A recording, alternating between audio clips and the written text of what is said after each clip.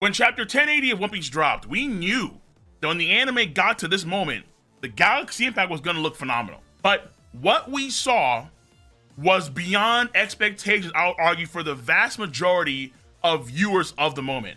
The Galaxy Impact of Garp, his first named attack beyond Marineford, crazy. And I'm not gonna lie to you, when I watched the episode, watching Kobe run deeper and deeper and deeper into the plaza that Garp was literally about to nuke was, it was giving me a heart attack in real time. And if you want to see that reaction, you can go where? To my Cole-san YouTube channel for the edited reaction and the full thing over on my Patreon first and foremost, all my reactions there to One Piece, to television shows like House of the Dragon and so on, to like My Hero. All those reactions are on the Patreon.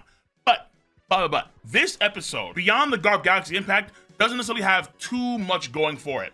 There is a few things done by Naotoshi for the wind-up after the attack, and then you have this really damn dope scene by Kuzan when Kuzan gives Hibari, "Now it's ice time." Just chill. That was, yeah. Oh, that was good stuff for damn sure. But the most hype, the most fist-pumping moment in this is the Garp Galaxy Impact. I would say it's 99% positive. Actually, you don't know. I'm gonna say it's 95% positive. But then there's a 5% where it's hold on though.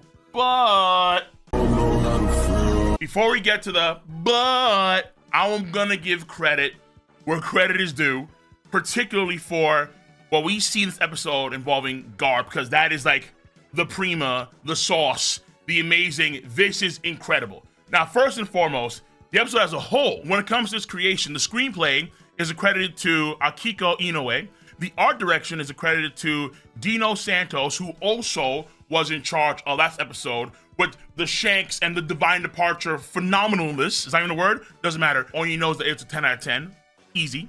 Then we have the direction, which is accredited to Hazuki Omoya. After that, we have the storyboard, which is accredited to Hazuki Omoya again, and the assistant, Katsumi Ishizuka, which a lot of folks, especially on Twitter, were looking forward to seeing more of Ishizuka and his storyboard, and lo and behold, man, incredible. Now, I didn't find the person who actually made the Kuzan freezing Hibari scene, because again, that's a scene that I really liked. But I do want to give ups to Road Sign, who did a lot of the pre-stuff before the Garp Galaxy Impact. Road Sign, they were the ones that did Garp jumping up after Helmippo talks, and then he punches behind him, and then the ship goes catapulting into the sky.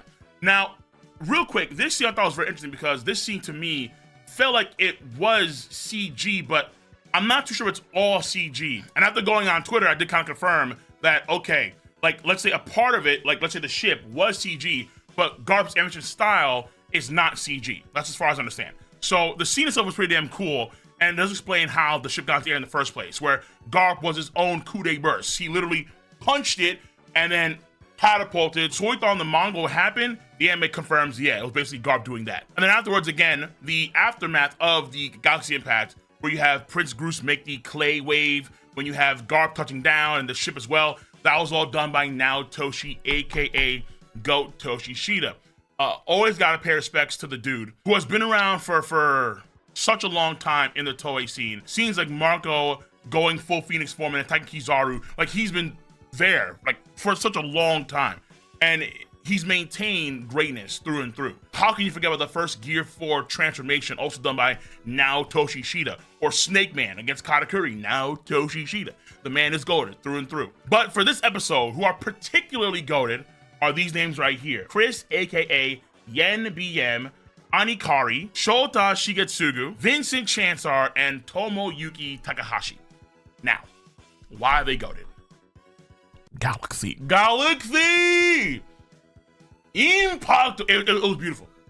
To me, the things that really blew me away, no pun intended, but the things that really blew me away were, number one, Garp walking up. Oh, looking big. No Diddy. Looking big, bro. I'm like, goddamn. Garp, you have the hockey all around him.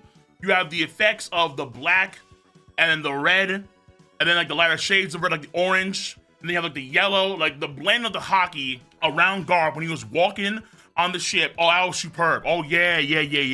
That was fantastic. So the walk-up was great.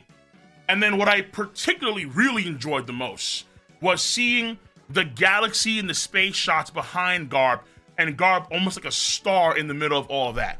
That I thought was muy delicioso, because I am a space dude. Oh yeah, the space stuff, the themes about the planets and the stars and the cosmos and black holes. Oh yeah, that gets your boy going. It's easy, light work. Like for example, when you have Garp diving in and he's like a red star, and then you see this sort of orange-yellow border around all the galaxies and stars, that I think could be in reference to a map of the observable universe, particularly on a log scale, the logarithmic version of universal map. And the yellow and orange could be in place of the cosmic microwave radiation. So I could be right, I could be wrong, I could be diving too far into it, obviously, but the idea in of itself does excite me. And even though I know it's over the top as hell, this is purely style points. Let's say in the same vein as Rill versus Yuno in Black Clover, where there's a moment between these two where they clash, these wizards, and it cuts to like planets and stuff. It's like, bro, wait, what?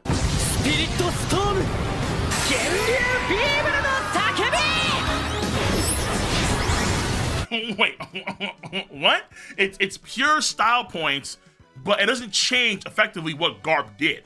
And what Garp did was that he annihilated the whole town, the plaza, but the way they make it look in the anime, it's like a little boy went off. Like his fist was like 3 or 4 or 5 just atomics. The family atomics just all dropped simultaneously and buildings were melted away. It really felt like in a very similar way to the end of One Punch Man Season 1, Saitama versus Lord Boros, where they're moving around so fast that the sheer force of their movements and their attacks is like melting the metal of the giant alien ship that they were fighting on. It was in a very similar fashion to that, absolutely. So when I'm thinking about this moment right here, I think it's fantastic. I think it's like incredible.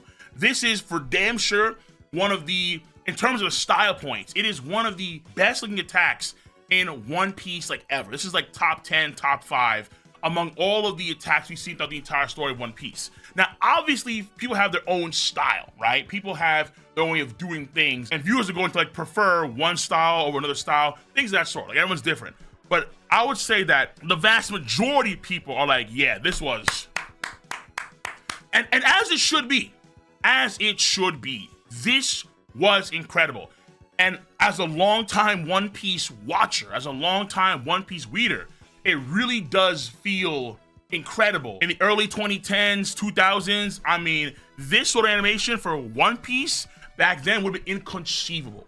Inconceivable. And then I do appreciate where we are now from where we came from. So Toei Animation, keep cooking. But maybe we have to make sure we get the temperature right and we have the correct ingredients. So listen, this is where, again, 95%, this is incredible. The whole thing from punch, like glowing fist, Garp, hands folded, going down, it was phenomenal. However, there is something to be said about Oda's vision. Matching Oda's vision. This has been brought up on occasion, I see online sometimes. Yeah, the anime is phenomenal, it's stupendous, it's wonderful, but we're not matching Oda's vision. You kind of saw that with, let's say, Wano Country, particularly, let's say, for example, when they did the Conqueror's Haki Infusion stuff for the first time with Luffy, and how it was flashy, over the top, the Sakura petals, you have like the golden aura, the Might Guy for all that stuff. But hold on now, we're not matching Oda's vision that we saw in the manga version of these moments. And in fact, we're so far removed, you'll see some cats even say, it doesn't feel like I'm watching One Piece. You saw this, let's say, Zoro Piece 2, episode 1062, where it was incredible. The animation was outstanding, absolutely, but it quote-unquote doesn't feel like One Piece. And with Garp, it's like that, obviously with the galaxies, the stars, and so on, and it's particularly far removed when the attack itself also feels significantly different from its manga version. So look at some of these stills of the anime and then compare it to chapter 1080. Like, the 1080 version is completely different than what we see in the anime. The anime, again, it's like nukes that are going off. But in the manga version, it's like a huge AoE shockwave. And you see like distinct black bolts of Conqueror's Haki that are emitted from the buildings themselves. Nothing about GARP'S attack in this episode indicates shockwave bubble, like let's say in the same vein as Sengoku or Whitebeard. You don't get that sense at all. And the Conqueror's Haki, we only know it's there because we see Garp walking tall, walking big, and we see the bolts around him, which is outstanding. It's outstanding. But at the same time, when he actually does the Galaxy Impact, we don't see those black bolts. We don't see any distinct, like, hey, this is Conqueror's Haki and so on and so forth. We know it is, but the animation team decided to focus more so on the force and the heat of the impact rather than, let's say, anything involving Conqueror's Haki specifically. This is why I'm pretty sure you've noticed that there is a large contingent of people as of, let's say, this arc and then the last arc that say, okay, hold on, time out. We have to follow Oda's vision more concretely, because when you don't do that, then we don't get a proper sense of things and they become more convoluted and confusing, particularly with Haki, because it's all over the place. And then also another issue would be the perception of what's going on in real time, how that can become very skewed and discombobulated when things are far removed from Oda's vision. The Galaxy Impact looks like, again, a phenomenal attack that, on God, like, should have wiped out an entire country. France, Spain, the UK, wiped off, blipped out of existence. And yet, after that crazy, flashy, oh my God, this is epic as hell, over the top move, you have a few buildings be destroyed, some get melted away, it's crazy. But then you have a bunch of fodder guys who survived it all saying that damn bastard Garp. What? What? Hold on. Wait, people survive this? Some guy looking like Queen's nephew with the Chinese hairstyle gets a lump? Like, wait. Huh? That's weird. Again, in terms of style points, this attack is a 10 out of 10. It's up there among some of the best attacks in the entire series of One Piece. It's phenomenal. But beyond the style points, wait, guys are walking around getting mad at Garp, like, because Garp wants more destruction and chaos that he could have done in his prime days with that attack? And they're getting mad at Garp? Why are you alive? Shouldn't you guys be disintegrated? We've seen the pictures of what happens when atomics go off. People's shadows get, like, imprinted into the wall behind them, bro. Where's that? That's the way the attack felt. But the results, the answers, they're not equaling the equation itself. So that's what we're kind of seeing with some people on Twitter, some folks online in general, like I said on YouTube, during my own stream for the reaction itself, where, yeah, it's over the top. And again, I love the Star Wars Galaxy stuff, but Oda's vision should be important, no? That is, of course, if Oda's vision is consistent, which a lot of times, yeah.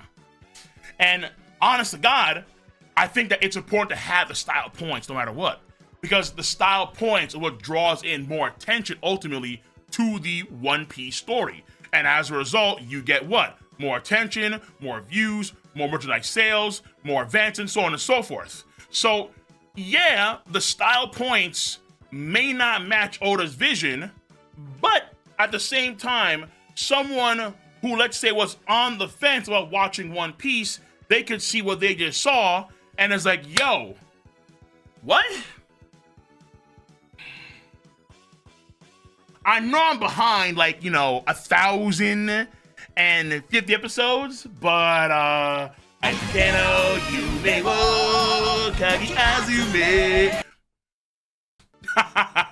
And then also, I think for the most part, maybe not all the time, but I think in most situations, unless the author themselves is like in lockstep, in tandem with the actual production of the show, the anime or the movie, like let's say Kubo and Thousand Year Blood War for that anime, ideally giving the animators more wiggle room to do what they want to do is more than not on the positive side rather than see the negative side. Particularly those that are clearly very talented at what they do. You can't give some random people, of course, that freedom to do what they want to do, but those that have actually proven themselves to create some outstanding material should absolutely get more liberties. Once again, to me, style points, 10 out of 10.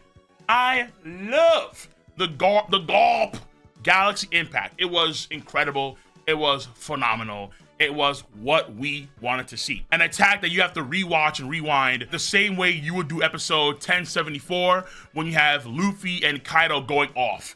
The same way I've done with Zoro and King. The same way I've done with Sanji and Queen. The same thing I've done with Sanji versus King and Queen. The same way I've done with, Shank. Oh my God. Oh my days. Shanks, baby. Yeah. This is one of those where, like, yeah, I'm gonna rewatch this time and time and time again. On that note, I enjoy this. I guess I don't mind doing a video to revisit the actual power level of this attack, but let me know your stance on the subject matter at hand. If you enjoy the GARP Galaxy Impact as much as I did, then make sure to give this video a thumbs up, subscribe to the channel, click on that bell to join the notification squad. And if you don't know, now you know, you need to go to your phone app on YouTube and make sure you turn on notifications on your phone app as well. So until the next one, I'm gonna catch you guys and gals on the flip side. See you. Bye bye.